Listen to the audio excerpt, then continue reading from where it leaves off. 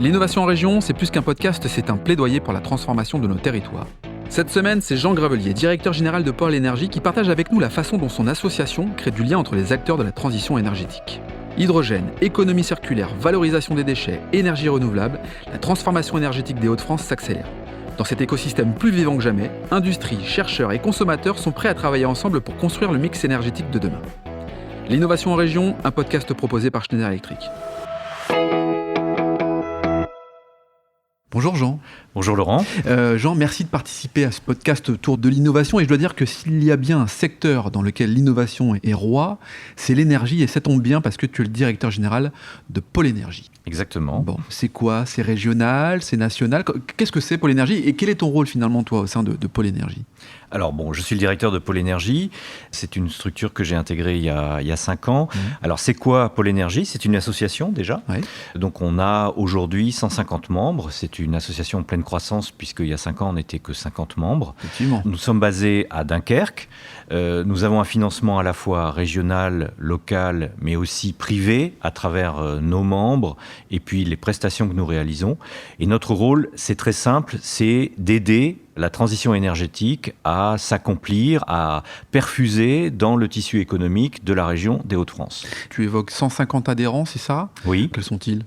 Alors, ce sont des entreprises, Ouais. ce sont des PME, mais c'est aussi les grands groupes. On a la chance d'avoir toute la chaîne de valeur de l'énergie, donc ça veut dire production, transport, distribution, les services énergétiques, et puis les gros consommateurs d'énergie, ce qu'on appelle les électro-intensifs, et puis toute une kyrielle de PME qui proposent des équipements, des solutions, du conseil, des prestations, etc.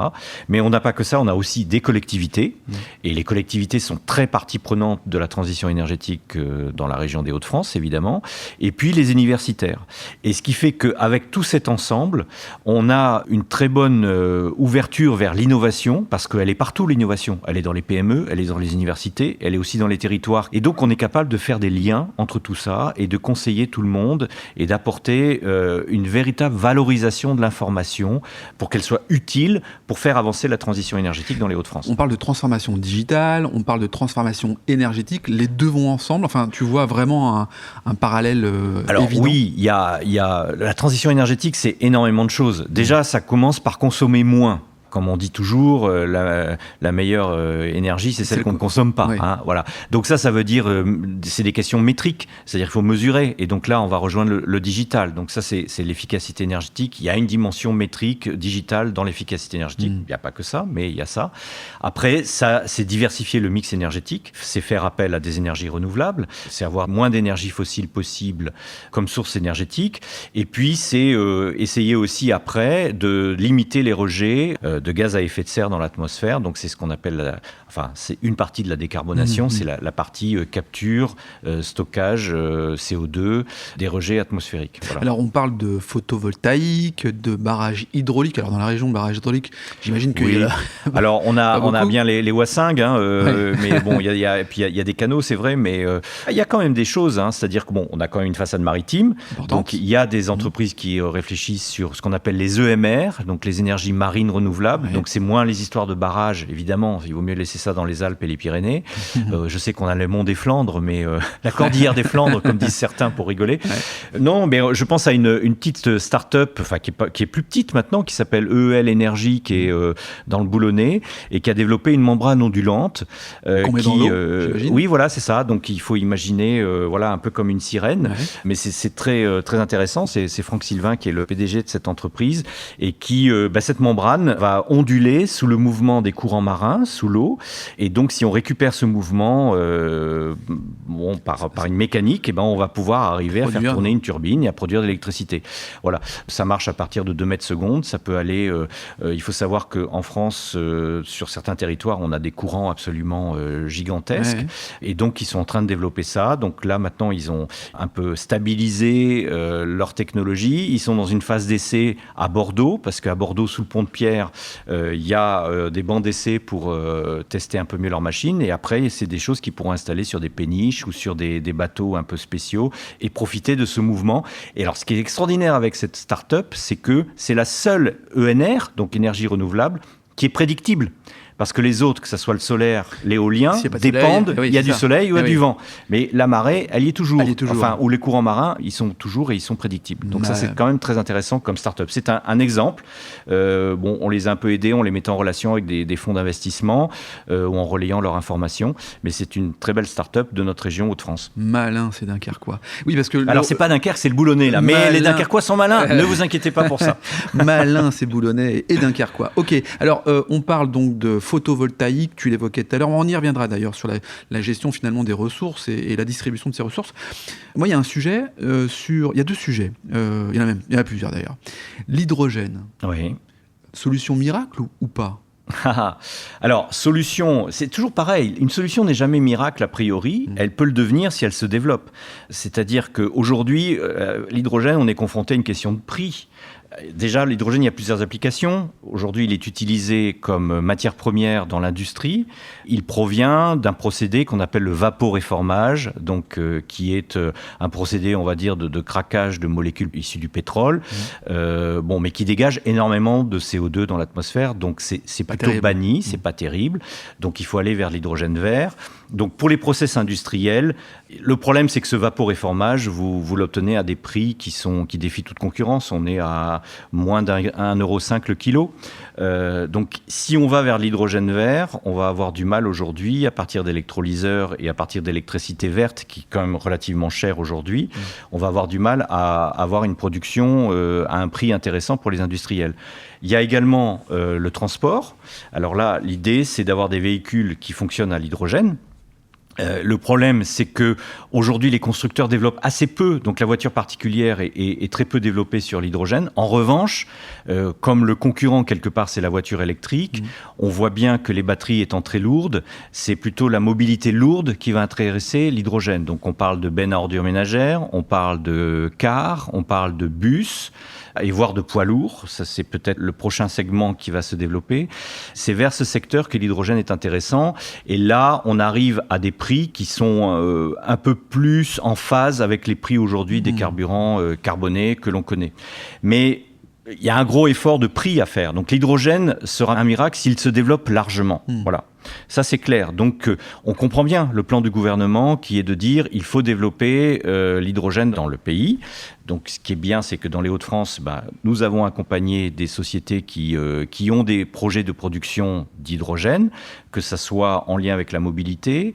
Donc, je pense au SMTAG à Lens, mais je pense aussi à H2V, qui est une usine de production massive d'hydrogène qui va s'installer à Dunkerque, à Loon-Plage exactement, et qui va produire 20 000 tonnes d'hydrogène par an. Voilà. Ok. Alors, ce que je voudrais ajouter là-dessus, c'est que l'hydrogène a un rôle sur la décarbonation. Pourquoi ? Parce que si on récupère le CO2 des usines, on va pouvoir essayer de le combiner avec l'hydrogène. Et l'hydrogène aussi, par exemple, pour la sidérurgie, va avoir le rôle réducteur qu'avait le charbon et donc va permettre d'émettre moins de CO2 si on utilise l'hydrogène à la place du carbone dans le procédé sidérurgique.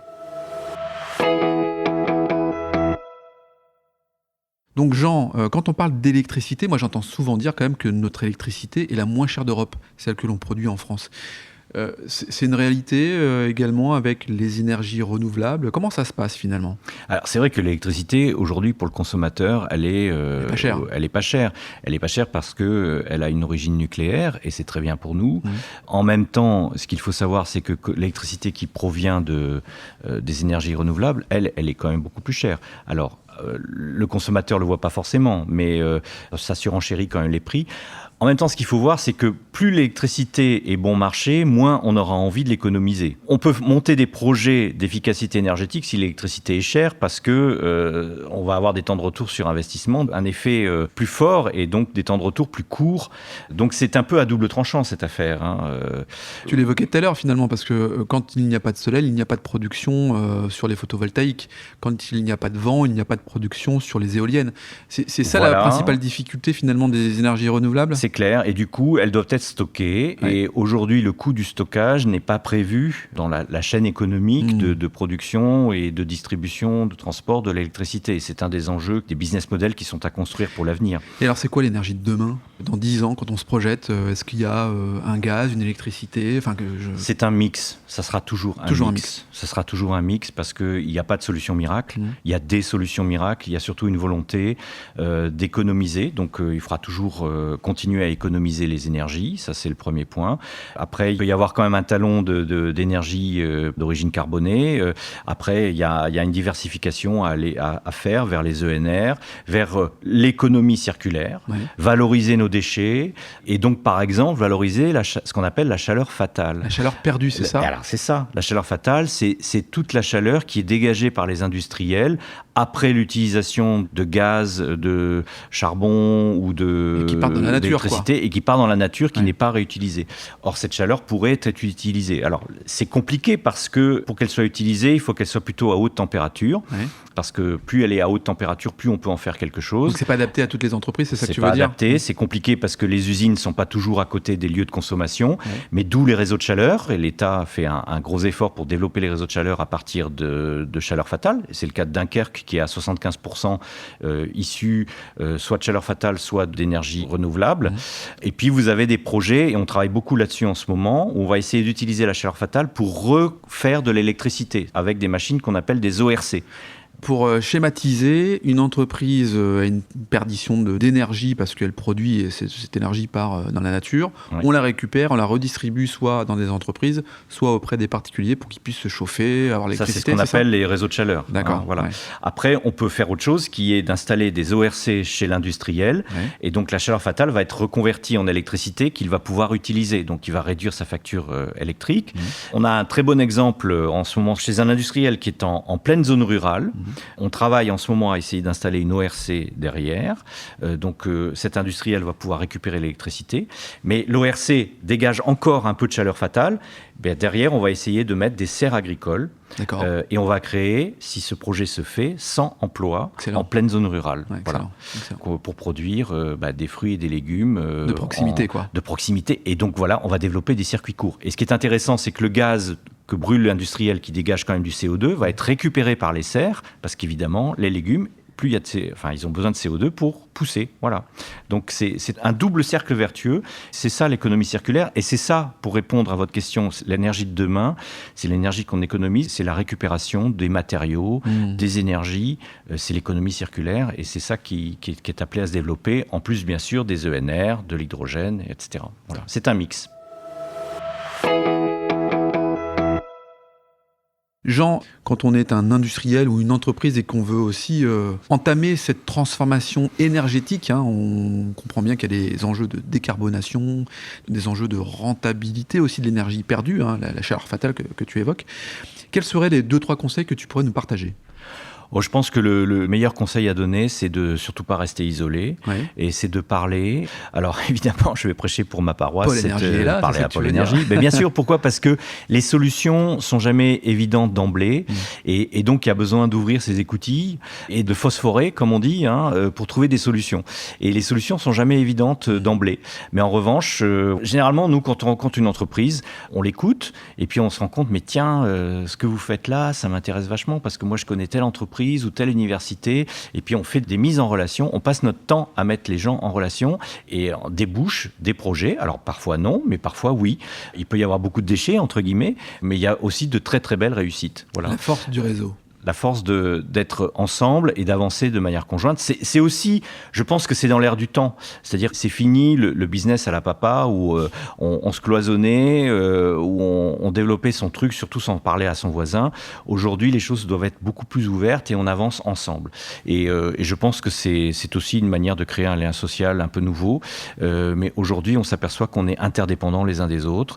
Et je pense que les questions énergétiques avancent de cette manière-là. Et c'est comme ça qu'on va construire cette économie circulaire dont on parle. Comment on te retrouve ? Comment on s'adresse à Pôle Énergie ? Quels sont les canaux de distribution, de communication ? Alors, on a un site www.poleenergie.org. Voilà. Donc, Pôle Énergie, P-O-L-E-N-E-R-G-I-E. Voilà, c'est la contraction de Pôle Énergie, en un seul mot. Voilà, donc ça, c'est un peu une marque. Bon, là, vous trouverez un contact, et vous pourrez adresser un mail et on vous répondra très rapidement. On est là pour ça. Écoute, Jean, merci d'avoir participé au podcast de l'innovation en région, un format proposé par Schneider Electric. Si cet épisode vous donne envie d'aller plus loin, c'est l'occasion d'en parler à Antoine Chartres, directeur régional Grand Nord. Bonjour Antoine. Bonjour Laurent.